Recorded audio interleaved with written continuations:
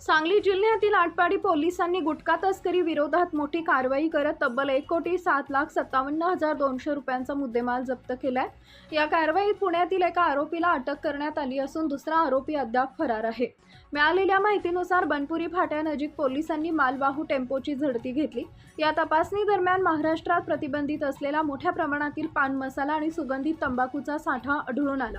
पोलिसांनी केसरयुक्त पान मसाल्याची 25,300 पाकिटं, हिरव्या पॅकिंगमधील 4,300 पाकिटं आणि V1 सुगंधित तंबाखूची 28,600 पाकिटं जप्त केली। जप्त केलेल्या मालाचे एकूण वजन सुमारे 4,258 किलो असून त्याची किंमत 37,57,200 रुपये इतकी असल्याचं पोलिसांनी सांगितलंय। याशिवाय गुटखा वाहतुकीसाठी वापरण्यात आलेला 20 लाख रुपयांचा टेम्पो आणि 50 लाख रुपयांची कार देखील जप्त करण्यात आली आहे। त्यामुळे एकूण जप्त मुद्देमालाची किंमत 1,07,57,200 रुपये इतकी झाली आहे। या प्रकरणात भाऊसाहेब मधुकर जगताप राहणार फुरसुंगी जिल्हा पुणे याला अटक करण्यात आली असून दुसरा आरोपी फरार आहे। त्याचा शोधही पोलिसांकडून सुरू आहे। ही कारवाई पोलीस हवालदार प्रमोद रोडे यांना मिळालेल्या गोपनीय माहितीच्या आधारे वरिष्ठ अधिकाऱ्यांच्या मार्गदर्शनाखाली करण्यात आली।